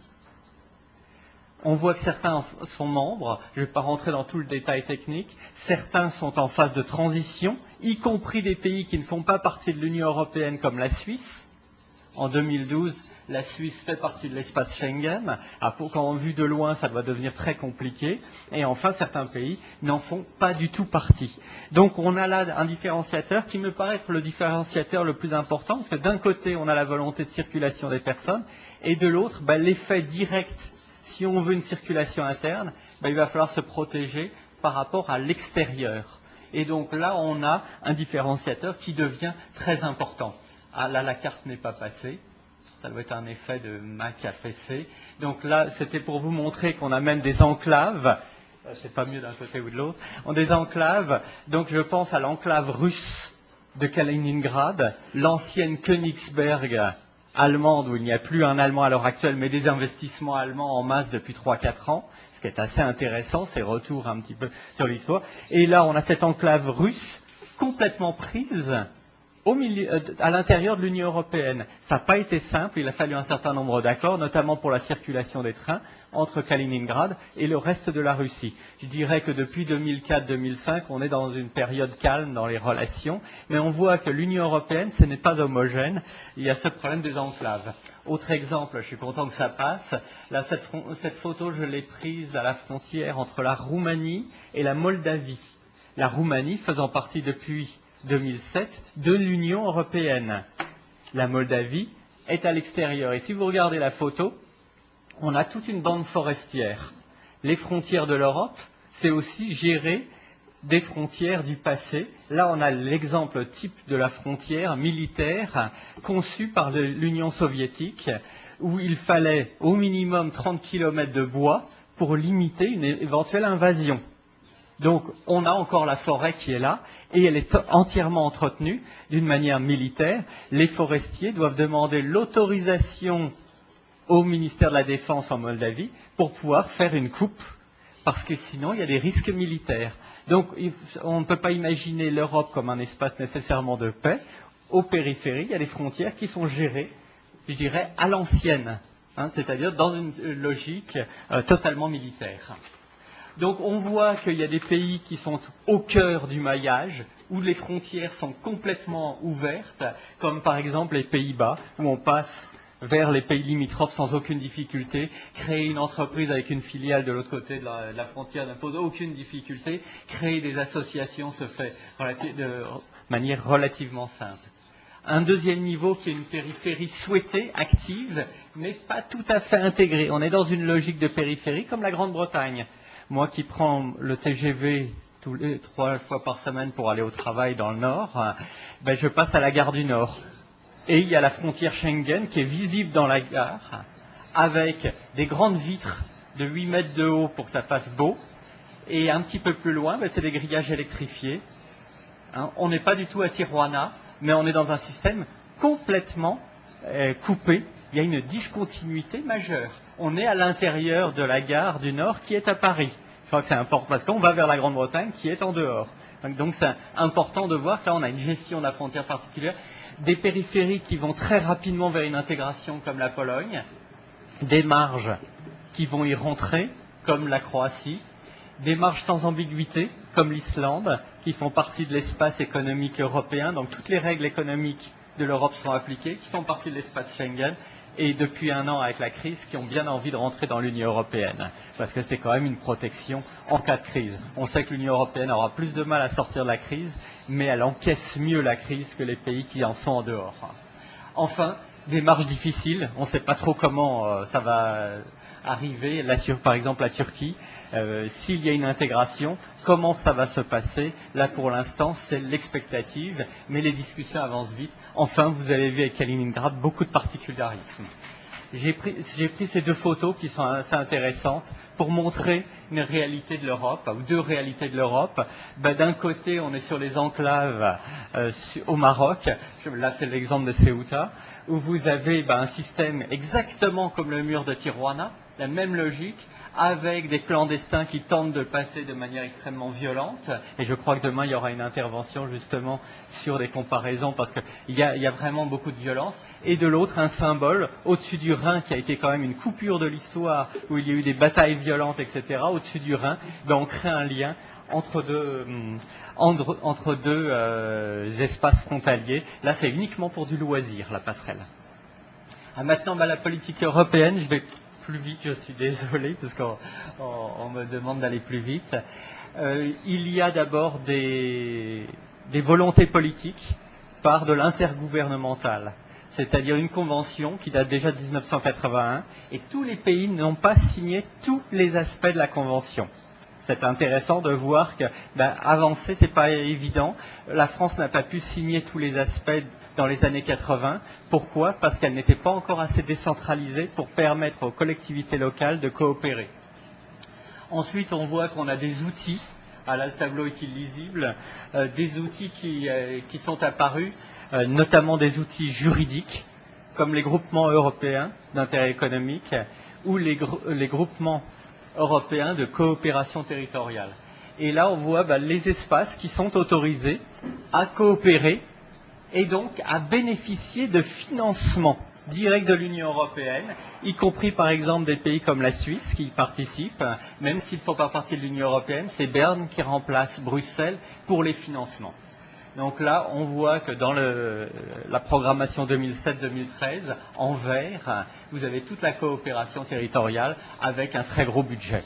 Jamais le budget a été aussi important.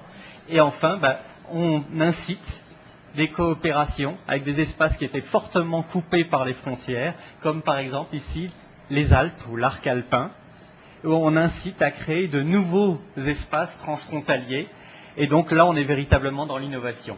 Exemple aussi entre la Grande-Bretagne, l'Irlande, on voit une partie de la Belgique, ou même la grande région, certains vont en parler, et la France, où là, on incite à créer de nouvelles dynamiques qui n'existaient pas nécessairement. Alors, maintenant, je vais passer au troisième volet qui est peut-être le plus intéressant, sur l'innovation en termes de gouvernance. Tout ce que je vais vous donner correspond à un programme de travail qu'on a fait entre 2004 et 2007. Là, c'est la méthodologie. On a travaillé sur 600 dossiers de coopération transfrontalière, franco-belge et franco-britannique, pour voir les effets spatiaux. Ce qui est assez intéressant, c'est qu'il y a eu 3 phases du programme Interreg, donc le financement de coopération. Une première phase très courte d'expérimentation, qui était de 90 à 93. Et là, tous les dossiers le prouvent, on a eu une multitude de petits acteurs, collectivités locales, des élus, qui ont attrapé cette chance d'avoir des financements pour de nouvelles coopérations, des associations, des entreprises privées. Énormément de petites initiatives avec des petits budgets. Il faut savoir que la demande de subvention se faisait de part et d'autre de la frontière, avec donc des dossiers séparés et en langue nationale. Donc c'était assez facile d'instruire les dossiers. Deuxième niveau, Interreg, donc 2. On s'aperçoit qu'il y a toujours de nombreux petits acteurs, mais le dossier était beaucoup plus lourd à apporter, les financements aussi, parce qu'il faut toujours apporter la moitié du budget au minimum, parfois 70%. Et dans ce cas-là, on voit que les petites collectivités locales n'arrivent plus à suivre. Et ce sont les grosses collectivités qui ont commencé à être les plus puissantes pour, je dirais, la maîtrise du programme Interreg. Et le niveau 3, donc Interreg 3 qui s'est terminé en 2006-2007, où on commence à en voir les fruits, ce sont surtout les provinces, les counties et les régions, par exemple, dans les domaines qui nous ont intéressés, qui ont pu mener des coopérations extrêmement abouties. J'ai fini. Donc, on voit qu'il y a des eurorégions qui apparaissent, mais sans aucun statut juridique. Beaucoup de coopération, mais aucun statut juridique. Or, là, la gouvernance est extrêmement difficile. Par contre, de nouvelles territorialisations, ma carte a été mangée. Et là, c'est l'île Eurométropole franco-belge, qui est le premier espace transfrontalier à bénéficier du statut de groupement européen de coopération territoriale. C'est-à-dire un statut juridique pour avoir une seule gouvernance avec plusieurs acteurs au centre, ce qui simplifie nettement les choses et à terme qui est sans doute le seul moyen pour la mise en place de grosses infrastructures. Car coopérer pour créer du territoire, c'est à un moment créer des grosses infrastructures. Et on voit que là, il faut un statut juridique commun pour pouvoir les gérer. Sinon, la coopération n'est pas possible.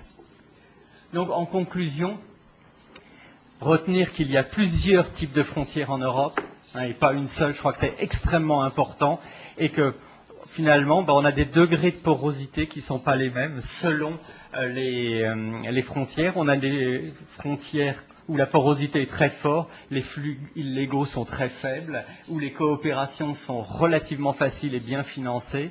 Et de l'autre, on a des frontières filtres qui sont extrêmement sélectives, et là on en est loin de parler de coopération. Ou s'il y a de la coopération, c'est de la coopération technique pour mieux gérer la frontière dans sa fermeture. Ensuite, deuxième aspect, c'est cette idée que la frontière maintenant, c'est un objet de gestion. C'est un objet de gestion. Autrefois, c'était de la coupure. Maintenant, c'est de la gestion. Et il y a eu une définition qui avait été donnée en 2002 par le groupe 10 Frontières, notamment avec des gens comme Bernard Rettel et Christian Arbaret-Schulz, où ils montrent l'originalité, cette innovation, où la frontière devient objet de gestion, mais avec les limites de la gouvernance, car le système démocratique ne fonctionne pas. Il faut arriver à l'unanimité pour que ça fonctionne. Sinon, personne ne se sent engagé, surtout quand on est dans l'opposition. Donc on voit que la gouvernance doit trouver de nouveaux modes de fonctionnement.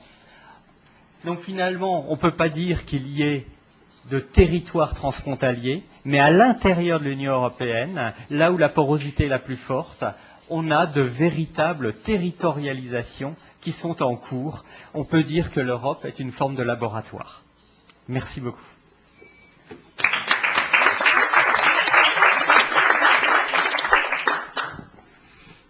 Gracias, François. Creo que vamos encontrando temas comunes y temas diversos a lo largo de las exposiciones. Bueno, para finalizar las presentaciones en esta mesa, tendríamos ahora la ponencia de Samuel Carpentier, Oliver Klein y Philippe Gerbet sobre la evolución de la movilidad transfronteriza de los activos en Luxemburgo. La presentación está a cargo de Samuel Carpentier, que es doctor en Geografía por la Universidad de Estrasburgo y que desde el año 2007 es encargado de investigación, que no sé cuál es la traducción a la burocracia local, en el Centro de Estudios de Población, Pobreza y Políticas Socioeconómicas en Luxemburgo. Sus trabajos versan sobre las movilidades cotidianas y residenciales y sus interacciones. También es investigador asociado en el Laboratorio Imagen, Ciudad y Ambiente de Estrasburgo y redactor en jefe de la revista de Ciencias Humanas Artículo. Samuel, s'il vous plaît. Merci. Bonjour à tous. Donc, cette présentation sur l'évolution de la mobilité transfrontalière des actifs du Luxembourg sera à la fois un zoom par rapport à la présentation précédente de François Moulet, puisqu'on va s'intéresser à une zone plus particulière de l'Union européenne. Et ce sera peut-être aussi un trait d'union entre cet atelier économique et le suivant sur la mobilité, puisque je vais vous proposer un plan en 3 parties. On va d'abord commencer avec des considérations macroéconomiques liées au marché du travail dans cette zone frontalière. Ensuite, on aura un aperçu des impacts territoriaux de ces différentiels. Et enfin, dans un 3e temps, on vous proposera une méthode cartographique pour mettre en évidence les effets de frontières par rapport au flux de déplacement. Bien, tout d'abord, un petit cadrage sur la zone d'étude qui est peut-être finalement assez mal connue. On connaît au moins le Luxembourg pour être un pays fondateur de l'Union, un des 6 pays fondateurs, et aussi pour être un centre financier. Je pense que c'est encore mieux connu peut-être, surtout en cette période de crise financière. Donc, ce qui est remarquable dans un premier temps, c'est qu'on a affaire à un tout petit pays. Je pense qu'ici, dans un grand pays comme le Mexique, les chiffres que vous voyez doivent vous étonner peut-être, puisqu'on a moins de 500 000 habitants sur un territoire de moins de 2600 km². En revanche, le chiffre que j'ai mis en bas doit aussi vous interpeller, puisqu'on a près de 140 000 travailleurs frontaliers, ce qui sur un si petit espace est quand même considérable. Alors on va essayer de voir dans les prochaines diapositives pourquoi finalement on a autant de travail frontalier au Luxembourg. Donc ce travail frontalier se nourrit d'un certain nombre de différentiels, parce que même si on est au Luxembourg dans l'espace Schengen, d'ailleurs je signale que Schengen c'est le nom de la commune où l'accord a été signé et que cette commune se trouve au Luxembourg. Donc ça fait un peu de symbole de ces accords et de cet espace de libre circulation. Donc malgré cette libre circulation des personnes, où on aurait peut-être pu s'attendre à un certain nivellement aussi économique, pour l'instant il n'en est rien, et donc on a encore de forts différentiels économiques qui persistent. Le premier que je vous montre concerne les salaires. Donc ça c'est une carte qui est issue d'Eurostat. Je ne l'ai pas précisé ici, mais le salaire moyen brut annuel luxembourgeois, c'est le 2e plus élevé de l'Union, juste derrière le Danemark. Et en tout cas, il est substantiellement supérieur à ceux des 3 pays voisins de Luxembourg, que sont la Belgique, l'Allemagne et la France.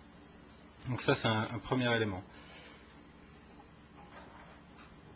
Ah, bon là. Ici, sur la grande carte, ça se voit peut-être un peu mieux. Le deuxième que je voulais vous présenter, puisque au-delà de la différence de salaire qui certes peut attirer les travailleurs, il y a une deuxième condition à réunir, c'est la disponibilité de l'emploi.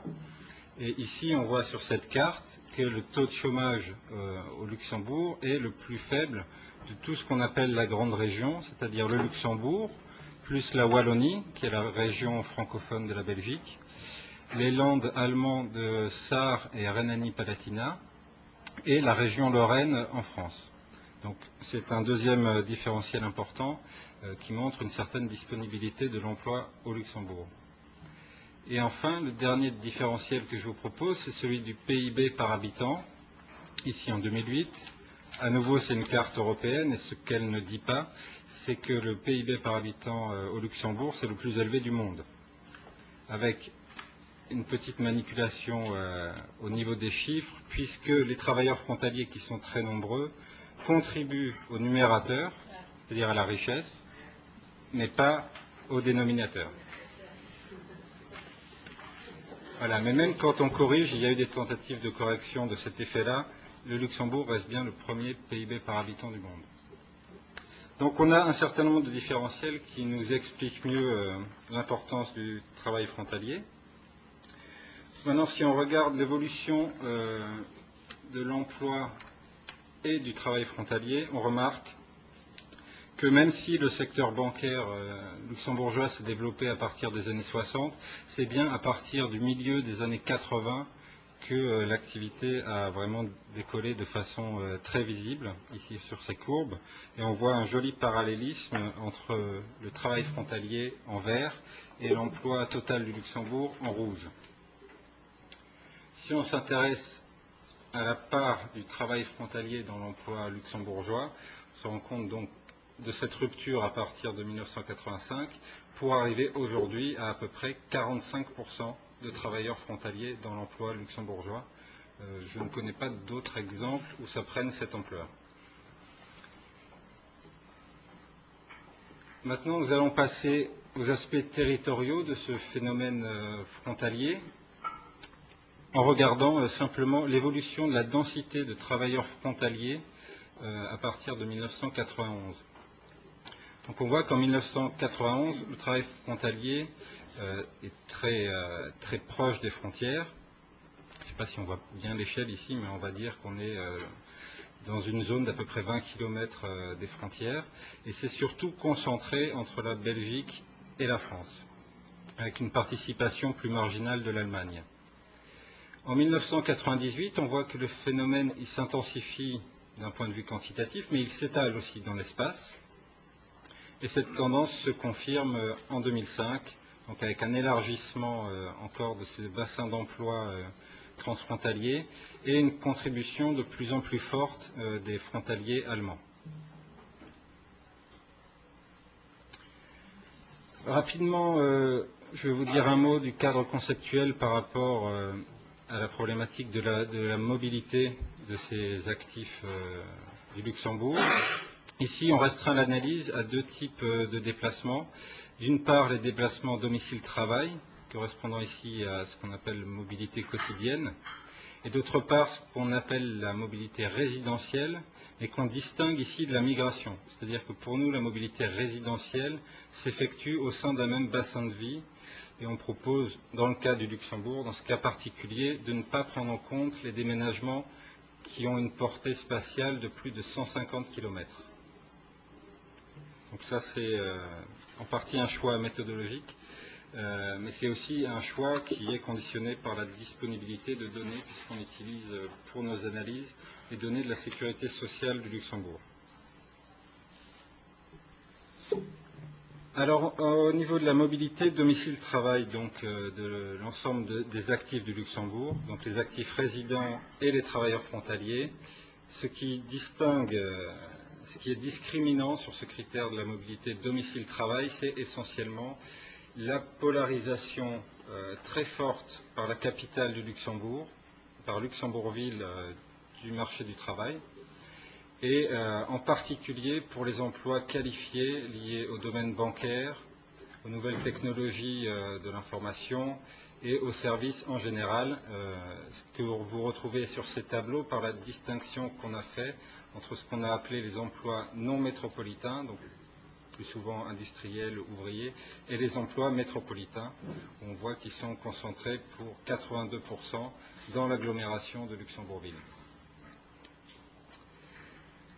Au niveau de la mobilité résidentielle, c'est sensiblement différent. En première approche, on voit que, quantitativement parlant, les déménagements au sein d'un même pays sont très supérieurs aux déménagements transfrontaliers. Sur ce schéma, vous avez au centre le Luxembourg, autour donc ce qu'on appelle la grande région, et ensuite, on va dire, le reste du monde.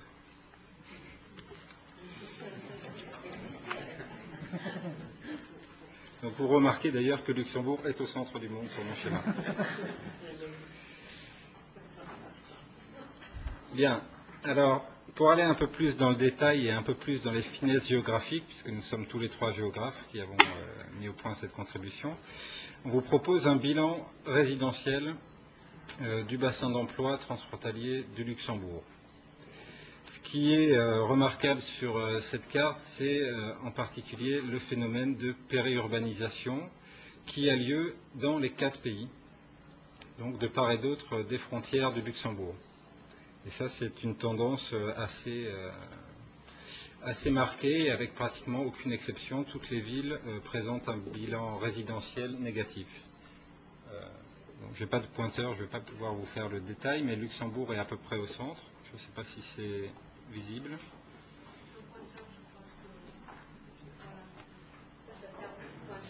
Ah, magnifique. Donc ici, Luxembourg, qui a un bilan négatif. Une autre ville, c'est Metz, ici, la capitale régionale de la Lorraine. Ici, on a Trèves, donc, qui est dans le land de Rhénanie-Palatinat. Et encore une plus petite ville ici, qui est Arlon, où la différence, le bilan négatif se voit un peu moins bien, puisque les communes belges sont très grandes et comprennent elles-mêmes des zones plus rurales. Voilà. Donc pour préciser un peu cette première approche, je vous ai mis sur un graphique la position des différentes villes.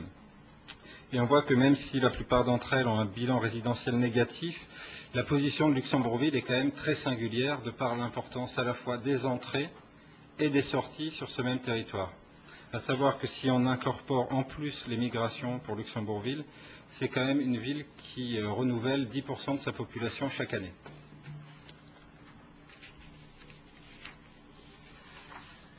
Donc maintenant, on va vous proposer une méthode pour mettre en évidence les effets de frontières à partir de ces données de mobilité. Et je vais passer peut-être, je ne sais pas combien de temps il me reste, peut-être rapidement sur les aspects méthodologiques et aller directement à la diapo qui fait la synthèse.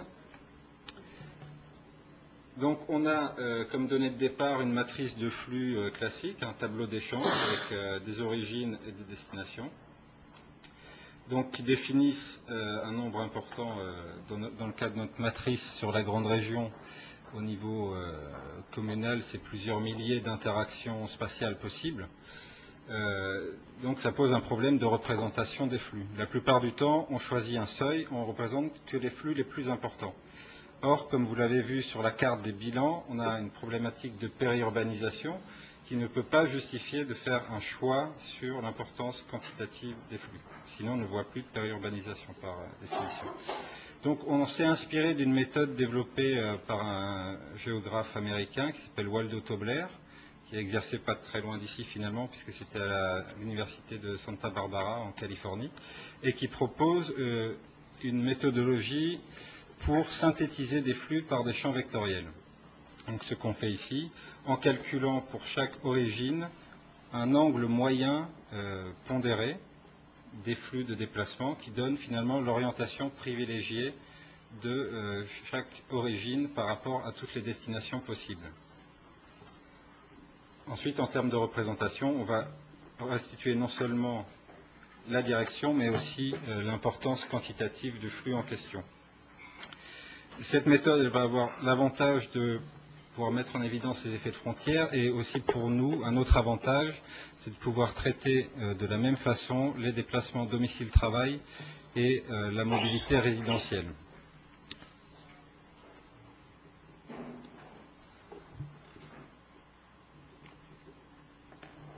Voilà.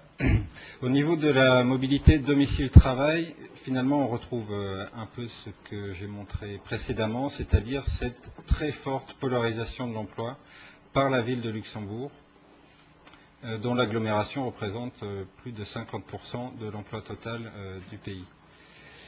Et donc cette polarisation, finalement, elle se dément nulle part, et finalement, quelle que soit la distance parcourue, on retrouve les orientations privilégiées, focalisées sur cette ville de Luxembourg. Donc, au niveau de la mobilité quotidienne, c'est finalement assez attendu, d'autant plus qu'on a une population d'actifs du Luxembourg. En revanche, au niveau de la mobilité résidentielle, on a une carte qui est très complémentaire de celle que j'ai montrée précédemment sur les bilans, où on voyait une périurbanisation, mais on ne savait pas dire l'orientation et finalement exactement le rôle de la frontière par rapport à cette périurbanisation, cet étalement urbain. Sur cette carte, on voit en revanche, on a une idée plus précise, dans la mesure où on voit que les flux moyens des communes frontalières sont toujours orientés vers l'intérieur des pays considérés. C'est-à-dire que la frontière joue ici un rôle de barrière, de fait, alors que, on a bien vu, par rapport au cadre administratif de l'espace Schengen et de l'Union européenne, il est tout à fait possible de déménager et de s'installer dans n'importe lequel des 4 pays. Ça peut poser parfois des petits problèmes, par exemple liés à la scolarité, etc. Mais c'est tout à fait possible en tout cas, et ça se fait que de façon marginale, puisque les flux moyens, finalement, ne traversent pas les frontières. En revanche, et simultanément, on constate ici que dans les communes les plus éloignées de la capitale luxembourgeoise, donc de ce pôle d'emploi majeur de la région, les flux ont tendance à se rapprocher de la frontière. Donc il y a comme un double mouvement. On ne franchit pas la frontière, mais on tend finalement à se rapprocher autant que faire se peut, sachant que bien évidemment, et ça c'est attendu, je ne l'ai pas signalé, mais c'est aussi le cas au Luxembourg, les prix vont décroissant au fur et à mesure qu'on s'éloigne de la capitale. Sachant qu'à Luxembourgville, on est sur des prix très comparables à Paris intramuros, donc des prix considérables. Il est maintenant temps pour moi de conclure. Alors, au niveau empirique et monographique, plusieurs éléments de conclusion. C'est comme on l'a montré, la forte polarisation de l'emploi par Luxembourgville, qui est quand même vraiment structurant de toute cette zone frontalière. Malgré tout, une extension spatiale du bassin d'emploi, qui implique une périurbanisation prononcée, mais qui n'est pas véritablement transfrontalière, mais qui se passe de part et d'autre des frontières. C'est tempéré, on l'a vu sur la dernière carte, par une certaine tendance à un rapprochement des actifs les plus éloignés, sous contrainte de l'accessibilité bien sûr et de ce qu'on appelle dans les transports la conjecture de Zahavi, c'est-à-dire l'idée que les gens consacrent un certain temps à leur transport qui n'est pas extensible à l'infini, mais qui se situe en moyenne mondiale à peu près 1 heure par jour. Donc on retrouve quand même cette limite-là aussi au Luxembourg. Même si on est au-delà d'1 heure, on est plutôt sur les mêmes standards qu'à Paris, avec une moyenne de, enfin une médiane en tout cas pour les frontaliers, de 1h20 pour un aller-retour par jour. Finalement, une capitale de Luxembourgville qui joue, alors là je ne l'ai pas montré, mais on a des données par ailleurs, je pense que mon collègue Philippe Gerbert en reparlera, qui joue un rôle de porte d'entrée pour des migrants internationaux cette fois, mais qui aussi redistribue une partie de cette population à travers le processus de périurbanisation. Enfin, les conclusions plus liées au phénomène frontalier à la frontière en tant que telle. On voit que dans le cas du bassin d'emploi transfrontalier du Luxembourg, les articulations entre mobilité quotidienne et résidentielle sont fortement surdéterminées par les frontières nationales. Comme je le disais à l'instant, on a des budgets temps de déplacement qui sont comparables à ceux de Paris, alors que ce n'est pas comparable en termes de densité de population, par exemple, ou même d'engorgement des transports, même s'il y a effectivement des problèmes de trafic au Luxembourg. Ils ne sont pas comparables, mais le consentement à parcourir de la distance est d'autant plus grand qu'il y a ces différentiels frontaliers sur les salaires, la disponibilité de l'emploi, etc. Donc finalement, au niveau de la mobilité domicile-travail, la frontière joue un rôle attractif de par ces différentiels. À l'inverse, au niveau des déplacements résidentiels, la frontière joue à la fois un rôle d'aimant, donc on s'en rapproche, et aussi un rôle de barrière, puisqu'on la franchit que de façon très marginale en ce qui concerne les déménagements. Merci pour votre attention.